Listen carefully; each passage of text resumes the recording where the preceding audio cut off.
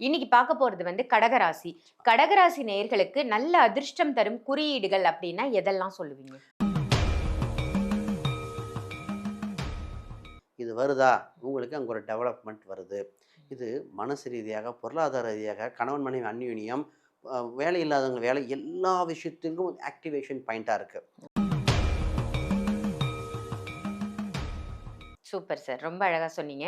இப்ப இதே கடகராசி நேயர்களுக்கு அதிர்ஷ்டம் தரும் ஜீவராசிகள், இந்தந்த ஆமா, ஜீவராசிகள்லாம் உங்க வீடு தேடி தானா வருது, ம். உங்கள அழைக்குது. இப்ப ஆமா, பசுன்னா அம்மான்னு கூப்பிடுது ஆமா. அப்படின்னா, அதிர்ஷ்டம் தரும்னா எந்த ஜீவராசிகள்லாம் சொல்லுவீங்க? Super sir. இவங்களுக்கு நல்ல ஒரு அதிர்ஷ்டத்த கொடுக்கக்கூடிய செடி வகைகள். இந்த ம், செடிலாம் உங்க வீட்ல நீங்க வளர்த்தீங்கன்னா ம். நல்ல லக் அப்படின்னா என்ன செடிகள்லாம் சொல்லுவீங்க?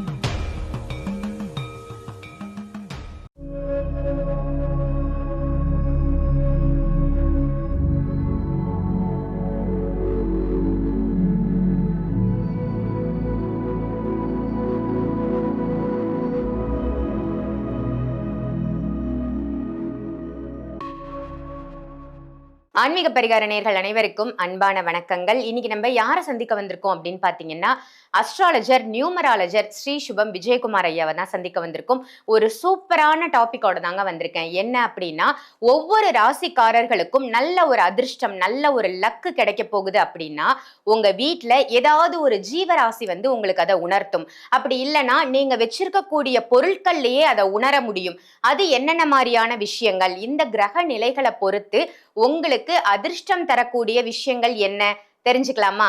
சார் கிட்ட கேட்டு தெரிஞ்சுப்போம். வணக்கம் சார். வணக்கம் மேடம். எப்படி இருக்கீங்க? அருமையா இருக்கேன். ரொம்ப சிறப்பு. உங்களோட பதிவுகள் எல்லாம் மக்கள் ரொம்ப விரும்பி பார்த்துட்டு இருக்காங்க. ஒவ்வொரு பதிவுமே உணவ பத்தி நம்ம ஒரு பதிவு போட்டிருந்தோம். நல்ல ரெஸ்பான்ஸ். நெறைய பேர் பார்த்துட்டு நான் ஃபாலோ பண்றேன் அப்படின்னு சொல்லிலாம் நம்ம கமெண்ட்ஸ்ல போட்டிருந்தாங்க. ரொம்ப சந்தோஷமா இருந்தது எனக்கு. ரொம்ப அருமை சார். நீங்க கொடுக்கக்கூடிய ஒரு விஷயத்த நம்ம கொடுத்தாலும் அத உணர்வு பூர்வமா கொடுக்கணும். அதே மாதிரி மக்கள் கிட்ட போய் சேர்ற மாதிரியான விஷயங்களா கொடுக்கணும் அப்படின்னு நீங்க ரொம்ப தனித்தன்மையோட தனித்துவம் எடுத்து ஒவ்வொரு விஷயமும் பண்ணிட்டு இருக்கீங்க. ரொம்ப நல்லா இருக்கு. இப்ப இன்னைக்கான டாபிக் ஒவ்வொரு ராசிக்குமே நல்ல அதிர்ஷ்டத்தை கொடுக்கக்கூடிய ஒரு பொருள் இல்ல ஒரு ஜீவராசி. இந்த ஜீவராசி இந்த டைம்ல உங்களுக்கு இதை உணர்த்தும், உங்களுக்கு லக்கு வரப்போகுது அப்படின்னா என்னென்ன மாதிரி விஷயங்களை சார் சொல்லும்? நிச்சயமாக. பொதுவாக ஒவ்வொரு ராசி அடிப்படையிலும் இது பிரியும். முதல்ல ஒரு வீட்டுக்கு ஒரு பொருள் வருது அப்படின்னா, அதை குறிகாட்டுகிறது அர்த்தம். வீட்ல ஒரு பொருள் கோயில் ரீதியாக வரலாம். கோயில்லேருந்து வந்த பொருளா இருக்கலாம். இல்லது ஒரு பசுமாடு வருது, காளமாடு வருது, இல்ல ஒரு புறா வருது, ஒரு சில வீட்டுக்கு வௌவால் வரும். இந்த மாரி ஒவ்வொரு பொருளாக வரும். ஒரு சில சகுனமும் நிமிர்த்தும். இப்ப ஒரு சிலர் பார்த்தீங்கன்னா, ஒரு திசையிலிருந்து ஒரு பறவையோ, ஒரு இதோ குறிகாட்டுற மாரி இருக்கும். அப்ப ஒவ்வொரு சின்ன சொல்ல வருதுன்னா, உங்களுக்கு நல்ல நேரம் வந்துருச்சுங்கம்பாங்க. ஒருத்தர் வீட்டுக்கு போகும்போது நான் பார்க்கன்னா, வீட்டு பக்கத்துல ஒருத்தங்க செடி வளர்ந்துட்டு இருந்தது. இந்த செடி வந்தா உங்களுக்கு யோகம் வந்திருக்குமேன்னு கேட்டபோது சொன்னாங்க, அவங்களுக்கு அதிர்ஷ்டவரமாக பூர்வீக சொத்து அவங்க பிரிச்சு அந்த பெண்ணுக்கு நகையும் குடுத்து, அந்த சொத்தும் சொத்தும் குடுத்தாங்கன்னு வந்திருக்கு. சொன்னாங்க. ஓ. அப்ப இந்த அந்த அதிர்ஷ்டம் வளரும்போது அப்ப சொன்ன அந்த செடி தற்செயலா நாங்க வளர்த்தோம். ம், ம். ஒரு அது அந்த நேரம் வளர்க்கணும்னு நமக்கு நேரம் தோணணும் இல்லையா? தோணணுங்க. அப்ப நம்ம ஃபர்ஸ்ட்டே தெரிஞ்சுக்கிட்டா அத ஆக்டிவேட் பண்ணிக்கலாம். ம், அப்ப ம். அவங்க இந்த கோயில்ல கல்யாணத்துல போம்போது செடி குடுப்பாங்க போலருக்கு. ஆமா, அந்த ஆமா. செடியில வளர்த்த செடி. ஆமா. ரிட்டர்ன் கிஃப்ட்டா குடுப்பாங்க. ரிட்டர்ன் கிஃப்ட்டா குடுப்பாங்க. ம், அந்த இதுல வந்தது. அப்ப இது மாரி பொருளாக இருக்கு, ம், குறியீடாக இருக்கு, லோகோ மாரி பயன்படுத்தலாம். ம், அது ம், மட்டும் இல்லாம சகுனங்கள் ரீதியாக நம்ம உறுத்துகின்றன. ம், வீட்ல ஒரு பொருள் கிஃப்ட்டா வர்றது. ம். ஒருத்தருக்கு ஃபங்ஷனுக்கு வைக்கிறோம், ஒரு கிஃப்ட்டா குடுப்பாங்க. இது மாரி ஒவ்வொரு பொருளும் ஒரு அதிர்ஷ்டத்தை குடுக்கின்றன. வீட்ல வர பொருள் வைப்ரேஷன்னு சொல்லணும். ம், அது ம். பாசிட்டிவா இருந்தா ரொம்ப ஆக்டிவேட் பண்ணி, டெவலப் பண்ணி நிச்சயமா குடுத்துருங்க. Super, super. ரொம்ப அருமையா சொன்னீங்க. உங்க ராசிக்கான அந்த பாசிட்டிவான விஷயம் என்ன உங்க வீட்டுக்கு வரப்போகுது அப்படிங்கிறத நம்ம தொடர்ந்து ஒவ்வொரு ராசிக்குமா சொல்லிடலாம். இன்னைக்கு பார்க்க போறது கடகராசி. கடகராசி நேயர்களுக்கு நல்ல அதிர்ஷ்டம் தரும் குறியீடுகள் அப்படின்னா எதெல்லாம் சொல்லுவீங்க? நிச்சயமாக கடக ராசி அன்பர்கள் ஒரு சில பொருள் வீட்டுக்கு வருதுன்னா, ஒரு சில குறியீடு காட்ட வருதுன்னு அர்த்தம். ம், நல்லது நடக்க போகுதுன்னு அர்த்தம். பொதுவா இந்த ராசிக்கு அம்பாள் கோயில் தீர்த்தம், அம்பாள் கோயில் பிரசாதம் வருதுனாலே, ம். நல்லது நடக்க போகுது ரெடியா இருங்கன்னு அர்த்தம். ஓ.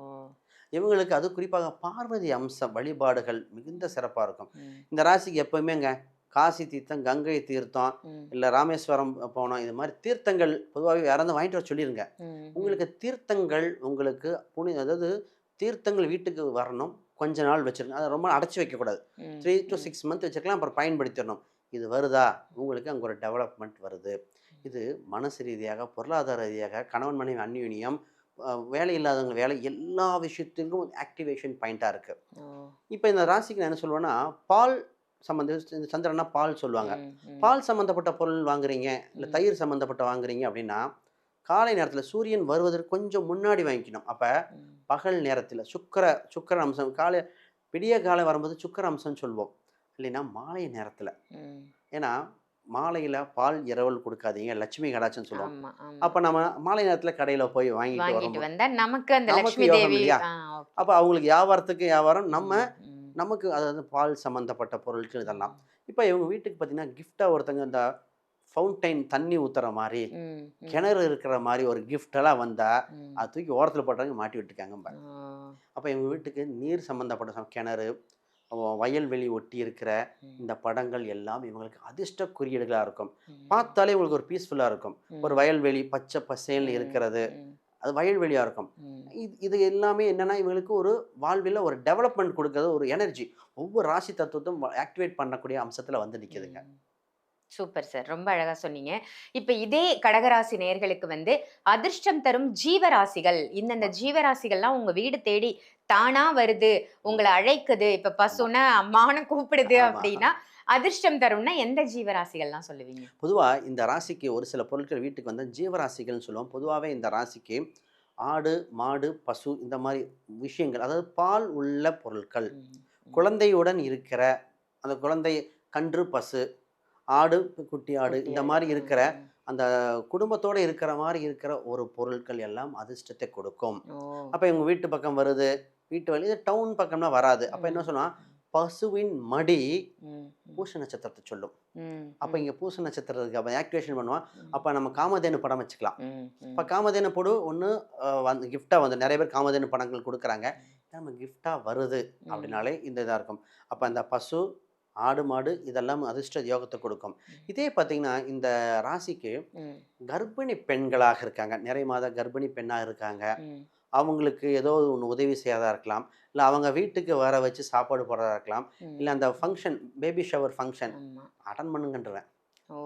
இவங்களே போய் அட்டெண்ட் பண்ணிட்டு வரணும். இவங்களுக்கு நிச்சயமாக ம், அதாவது குழந்தை பிறக்கக்கூடிய அந்த முன்ன ம், பின்ன ம், இருக்கிற அந்த மாதிரி தாய்மார்கள் ஃபங்க்ஷன் இவங்க அட்டன் பண்ணியே ஆகணும். ஏன்னா இவங்களுக்கெல்லாம் இது வளர்ச்சியை கொடுக்கும். இந்த ம், குழந்தை பிறந்து கிட்டத்தட்ட 1 மந்த்துக்குள்ளே பார்த்துருங்க இப்போ. ம், ம், இது ம், இவங்களுக்கு என்னன்னா இந்த ராசியோட பால் இதை குறிக்கும், குழந்தை தாய்மையை குறிக்கும். அப்போ அந்த விஷயங்கள் எல்லாமே மிகுந்த யோகமாக இருக்கும். ம், இது ஒரு சகுனம் வேறு ஒன்று சொல்லுவோம். என்னன்னா இந்த ராசிக்கு ஃபஸ்ட்டு படுத்துட்டு ஜன்னல் வழியாக பார்க்கும்போதோ ம், நிலா தெரியற மாதிரி இருந்துட்டாங்க, ம். மிகுந்த யோகங்க. ஓ. அப்ப நிலா வெளிச்சம் எங்க வீட்டுக்கு ஏதோ ஒரு வகையில உள்ள வந்து விட்டால் வளர்ச்சி. ம், இதோட முக்கியமா அப்படின்னா ம். சங்கு, சக்கரம் யோகத்தின் உச்சம். ஓ. சங்கும் சக்கரமும். சக்கரமும் ம், ஃபர்ஸ்ட் ம், சங்கை பத்தி பேசுவோம். வீட்டுல பாத்தீங்கன்னா ம், நிறைய பேர் வலம்புரி சங்கு வைக்க சொல்லுவேன். ம், வீட்டு இதுல வாசல்ல சங்கு வச்சு கட்டியிருப்பாங்க. அந்த காலத்துல பாத்தீங்கன்னா வீட்டு தலைவாசலுக்கு நடுவுல சங்கு வச்ச வீடுகள். ஆமா, ஆமா. நிலக்கால் வைக்கும் போதே அந்த ஆஹ் முன்னாடி சங்கு வந்து சங்கு வைப்பாங்க, வைப்பாங்க. ரைட். ஆமா. அப்ப இந்த காலத்துல தான் கிடையாது. அப்ப ம், இந்த ராசிக்கு இதெல்லாம் யோகமா இருக்கு. ம், இப்போ ஒரு சிலர் கடவுள் வழிபாடு ரொம்ப இருக்குன்னா, பார்த்தீங்கன்னா சங்கு, சக்கரம், அதில் பெருமாள் நாமம் போட்டது, ம். கருடன், ஆஞ்சநேயர் வச்ச படங்கள்லாம் இருக்குது. இதெல்லாம் அவங்க வீட்டுக்கு வைக்கக்கூடிய அம்சமாக இருக்குது. ஓ.